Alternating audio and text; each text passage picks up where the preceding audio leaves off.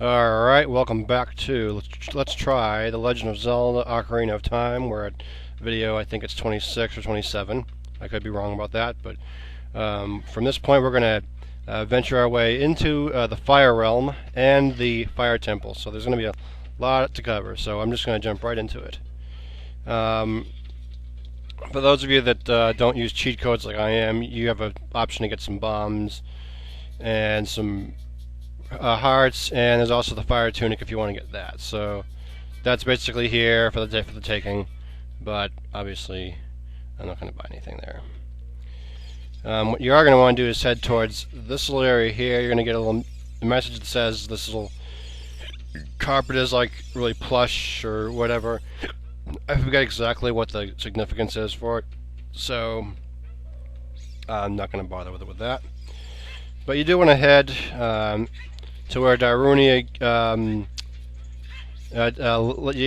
told you about the if you remember, like back as young Link, he told you about the Dongo's Cavern. You'll find that he's not here, but instead there's this big fat bear in front of you here. So what you're going to want to do is just go ahead and grab it, pull it out, and the entrance to the Fire Realm is just right beyond these walls here. So there you go, a little cutscene to just kind of introduce the fact that there's like millions and millions of gallons of tomato sauce, and the fact that we need spaghetti sauce. I'm just kidding. Right away we get a message saying that it's very hot in here. We can't stay in here for too long. Well, indeed, it is correct. They are correct. So this is where our fire tunic is going to come into play. And so what we're going to do there is just go ahead and change up the current tunic to the fire one, because that's going to be used the majority of the next couple of videos. So just go right ahead and don't do that. Like I said, you're going to want to go ahead and equip yourself with the fire tunic, and you'll notice right away there's a couple of blocked boulders that you can't really get by. Even if you do try to bomb them, you're not going to really get very far, because you're going to need like something else to pull it off. So what you want to do is hook shot over to the other side of this bridge here, and you can just go ahead and just point the hook shot at any point on the wood there. You'll get over nice and safely. You walk over, and then our friend Sheik sort of just randomly appears. And at this point, we're going to be learning a new tune, and it has a very interesting name to it. I think it's called like the Bolero, and this is where I'll make one of my classical music references. Nobody, at least in this age that watches this, is going to probably even know Ravel Bolero, but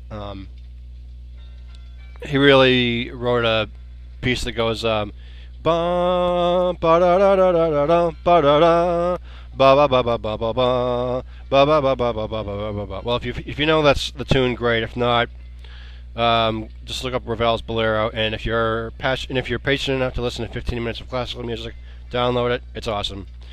And no, I'm not trying to steal copyrights away from the composer. Anyway, here's how to play the Bolero. But in this game, they changed it up to the Bolero of Fire, and you'll hear some drumming that's really familiar in the background. So, let's see if I can remember this now. Say, yeah, here. Let's see if I can remember this now. I am such a retard. I am. Wow. Okay. Jun, jun, dun, dun. Gotta love that rhythm.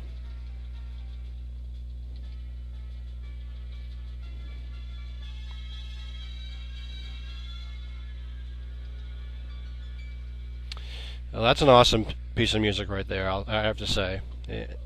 And so this is going to be basically nothing more than a warp to get you back here quickly. You'll see that in just a minute. I still when I see all these stories about with Sheik and the green Peter Pan thing from Young Link, it's like she's trying to pursue a relationship so darn quick. I mean, as a little kid, if you're like 6 years old and watching this, do you really want to you don't want to get into a relationship that quickly unless if you're like socially advanced. I mean, really.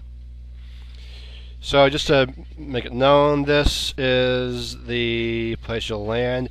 I'll point out a couple things. I'm going to point out just a couple things here. There is a heart piece that's sort of up over in that area here. If you go back in time and plant a bean pod like right over around here, there'll be another one that appears. It'll let you go up there, and I found that out a while back, but I will not be doing that here. Maybe I'll do it some other time. But anyhow, for now, we're going to just make our way over here and go right into this little hut here. And we're going to go right ahead and go right down to this little ladderway here. You can go down the ladder if you'd like, or you can just make your way and jump right down. I would take the ladder because you will lose life, and it just wouldn't be cool. So, yeah.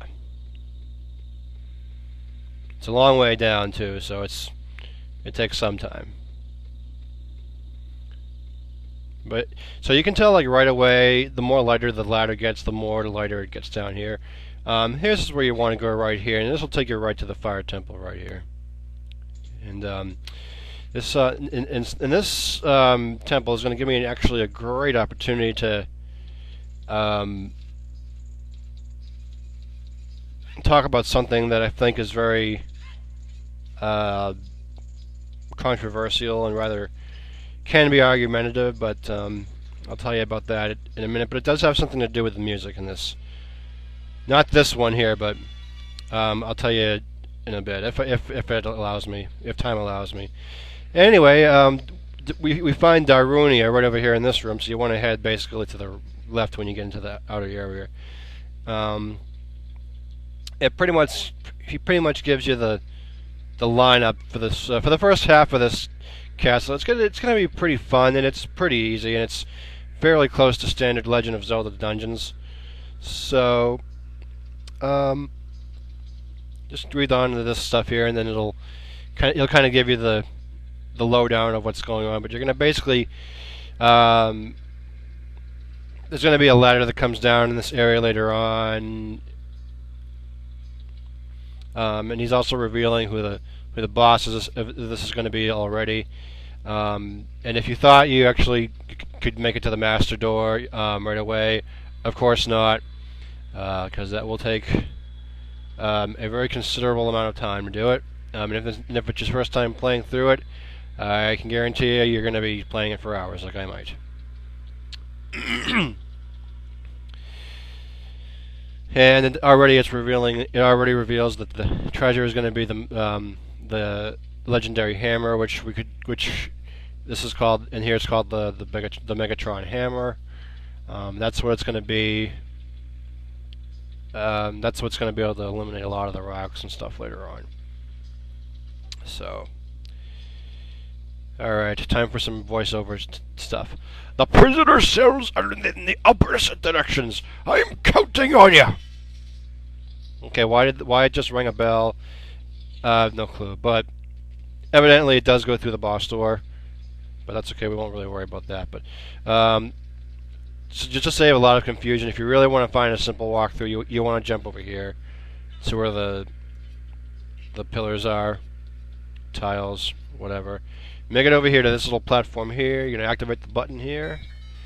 Your first of the keys is going to be available right here. And if you want to talk to the Gorons that are trapped inside there, you can get some hints along the way, but personally when I first did it, I don't think it's going to really be that much helpful, but I'll try to interpret some stuff as we go along. So anyway, this guy here just is like, "Are you releasing me? Am I free to go? Am I free to go? I'll tell you a secret for saving me."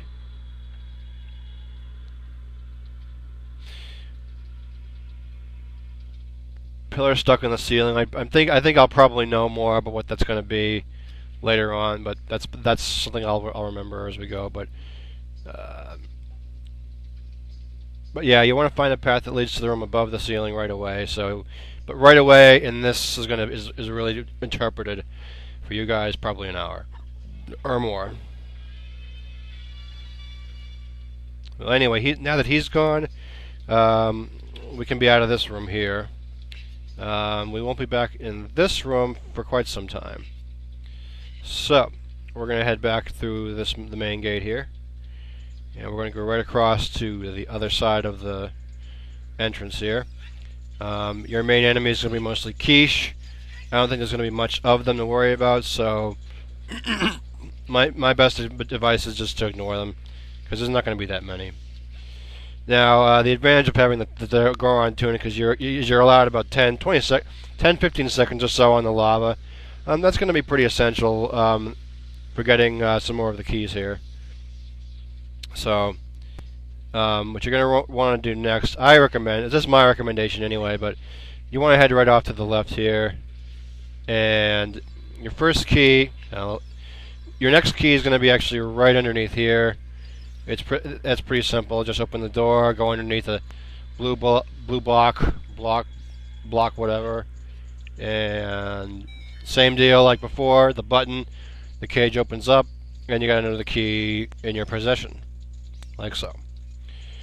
So that's pretty straightforward and pretty simple. That's the bulk of the of this first part anyway.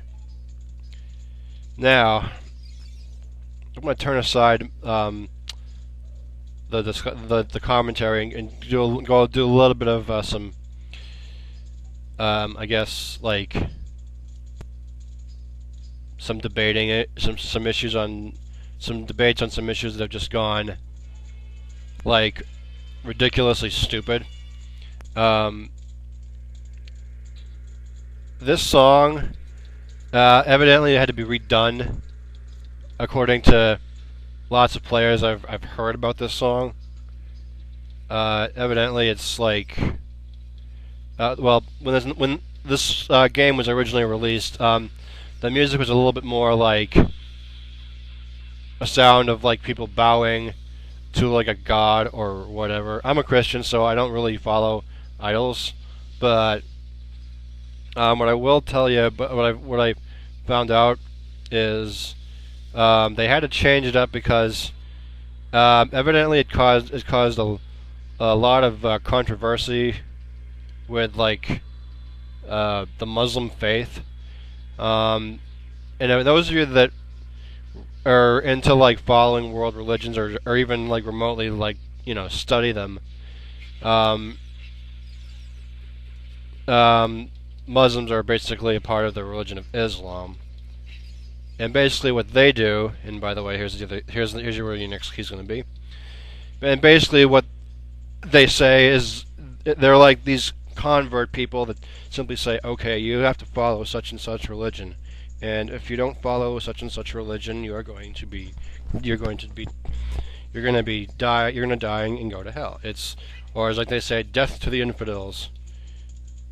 I'll just flat out to say that I think that statement alone is just absolutely ridiculous, because I think they're doing nothing more than trying to scare and intimidate a lot of people into like following their religion. Well, I'll just be honest. I'm like a born again Christian or bloodbound Christian. I like to say, I'm very passionate about my faith. It's a loving faith, and you tell me, what's wrong about having a faith that is based out of love, like unconditional love, like talking death on the cross. So, but no, they're like, oh no, you're gonna follow Muslim, you're gonna be a Muslim, you're going to be a Muslim or you're going to die. Well, I'm still alive, so that kind of begs the sort of like $1 million question: why hasn't that happened to me? I'll give you the answer to that in a fairly simple statement because I'm already sold. I'm already bought by the blood of Jesus Christ. What the hell does that mean? So I'm gonna get a lot of okay. Everyone's gonna start be like, "Oh, you're one of these religious hate mongers, and you should just shut yourself up and go directly to hell." Yeah, that's pretty much how Muslims think as far as like outsiders. It's just well, anyway. You want to? Boy, I'm like going in circles here badly. All right, can I go in there yet? Um. Oh wait, no. I'm at the drop dead beginning. Okay, I'm going like nowhere. I'm like going nowhere real fast. Anywho, you basically your basic deal is you want to get on top of one of these squares here, and you want to try to jump over from block to block here, because it will take you to like where you need to go eventually. It's just a matter of figuring out the right cave to go into. So I'm fairly certain if I've done all my digits and stuff correctly, I want to go here. Yeah, alright. So this little wall here is kind of boarded up. It may look like there's nothing, but if you know, like typical Legend of Zelda tactics, it is bombable. So you let it do its thing, and immediately you'll see another door that you can go into, another go around to free, with a button and a key.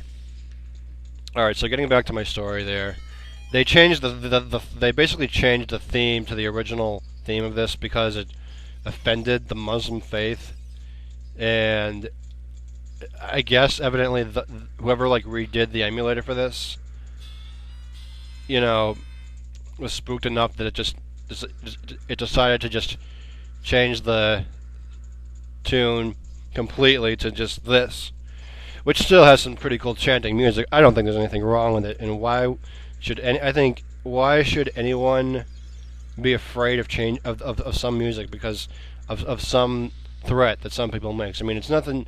It's nothing more than just words. Okay, it's words, and it's not really action.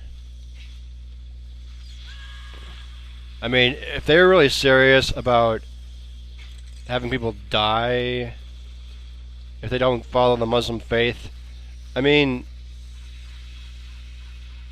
would have been like law in this country long ago.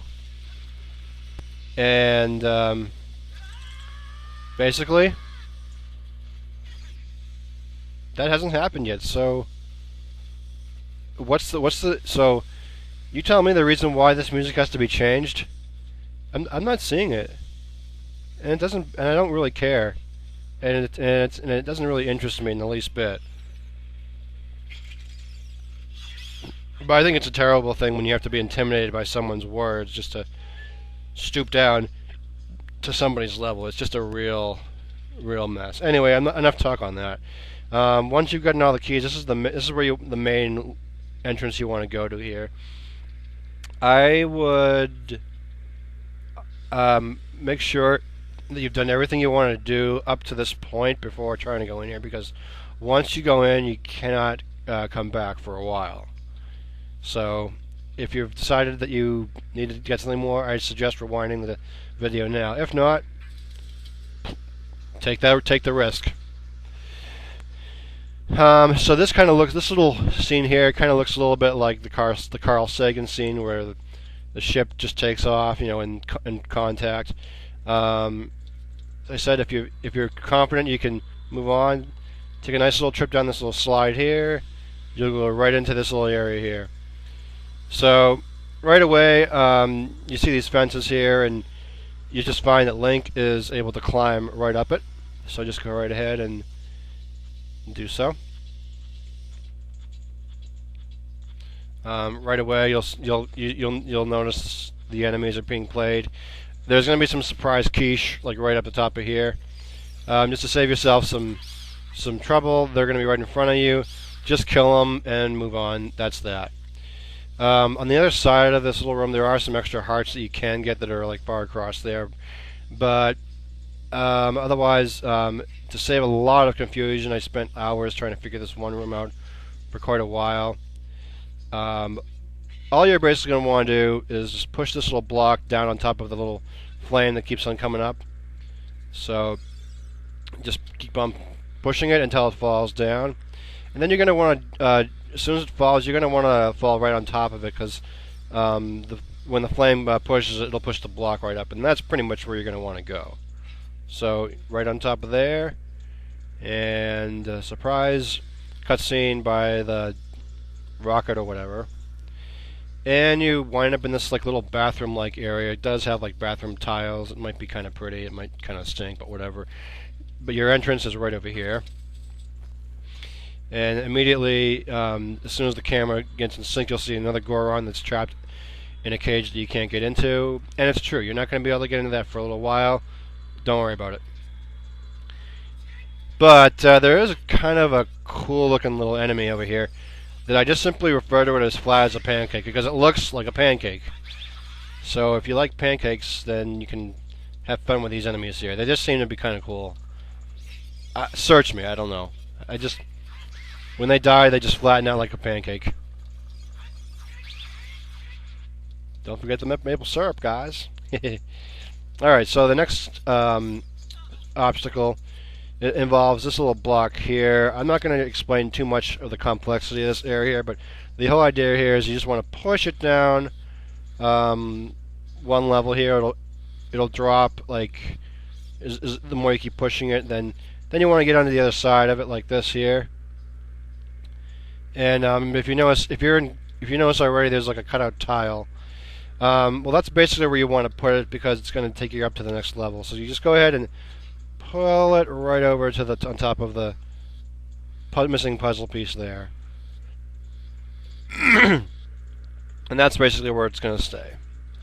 And then you want to kind of jump your way over to the other side of this wall here and take the fence up. I recommend this because if you try to just do some random discovering and wonder like about a switch that suddenly just stops, you'll realize right away it's because this fire will disintegrate for a few seconds, and you will not be able to get up there without going a specific way. So you can go up that way, but this is an easier way. And the game has it set up that you have to stand at a specific spot, literally, to activate this little switch and have enough time to get through the fire. So just follow like the illustration here on the screen, and I don't think you'll be able to go too wrong. So yeah, you just fire the thing over there, fire it over there. Hello? Okay, sometimes it won't actually hit, and that means you have to creep up a little bit closer. So it's a lot of trial and error. So the fire is going to go out. The camera won't point you like where you need to go, but you need to act really, really quick.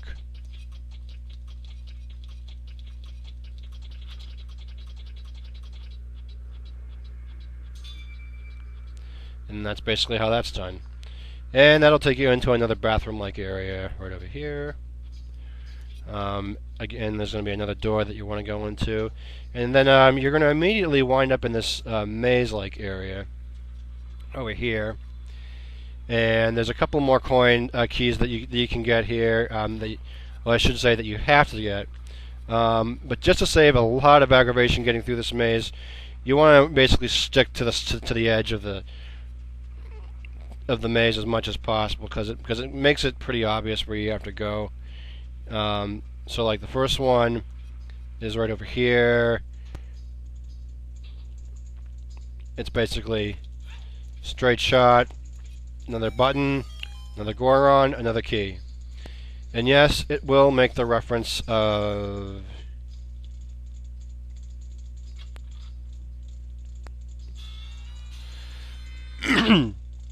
it'll make the reference of the special power or whatever. I forget what it's called. Yes, I'm releasing you and more of your other buddies. Am I free to go? Yeah, you are. Let me tell you a secret as a reward. I forget what it's called. When you are on fire, you can put it out by swinging your sword up by rolling forward. Did you know that? Sounds like something did you know that? That would sound like Billy Graham. Okay, I forget what he actually says. But he doesn't say it there. But anyway, that's one of the keys that you'll want to get. So, the other one is around the bend, you could say. So, just be very careful. Avoid the rocks as much as possible. You'll do just fine.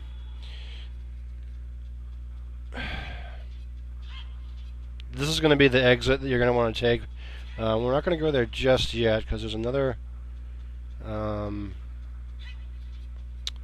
There's another key we got to get. Should be like right, like over here. I want to say. Yeah, here we go. There we go. Yeah, this particular part of the whatever you want to call it is they have like an overhead camera view from like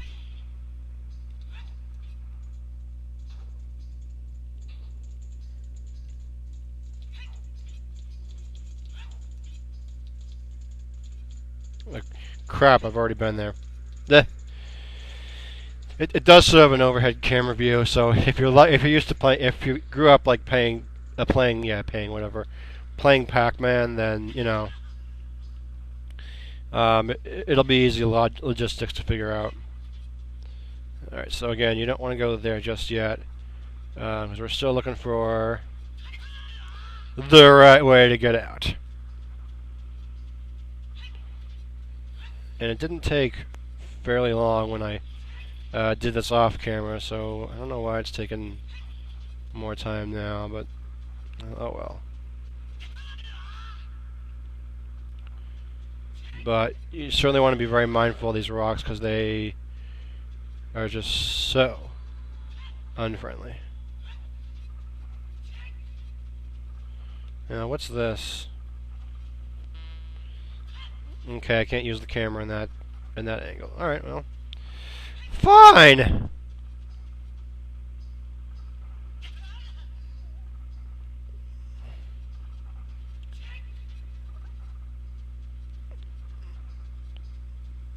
All right, last call, but I think. Oh yeah.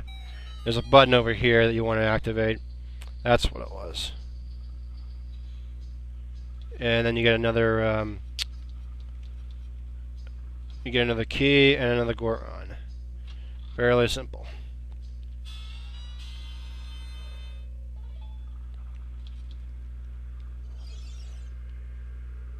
You better believe I'm releasing you. Give us some free advice and we'll see where we go from there, alright? In this temple there are doors that fall down when you try to open them. He's right. It's they're not actually doors, they're like actual enemies. So if you run into them and you lose some life, well, you know what to do next time. I think that's what that guy says. Alright, so we've got our two keys from here. We can head to the main door that I was showing you before.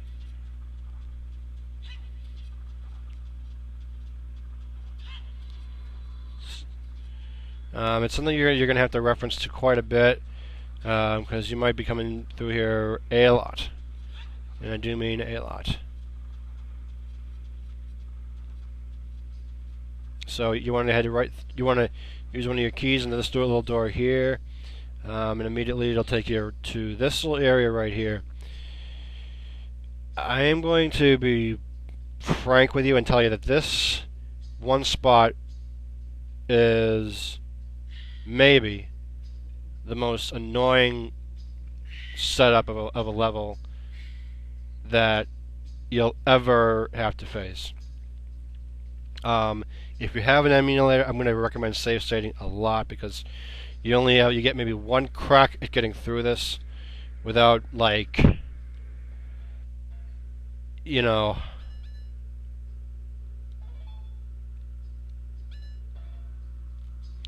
without messing it up. and if you do, you're going to plummet far back down into the beginning, and that can be annoying, folks. I know, because I was there. So to start off, there is a little eye that we can shoot with the arrow, and it does open up one of the doors. So that's your basic objective is to basically head towards that area.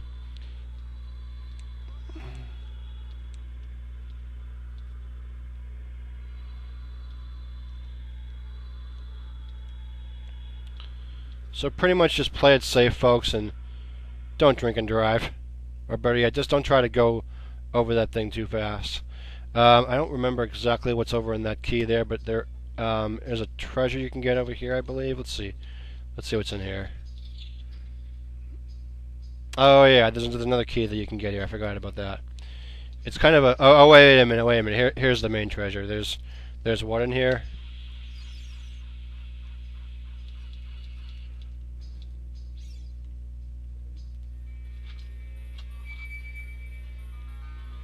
It might be the map, it might be the compass. I don't quite remember, but I forgot about this part here.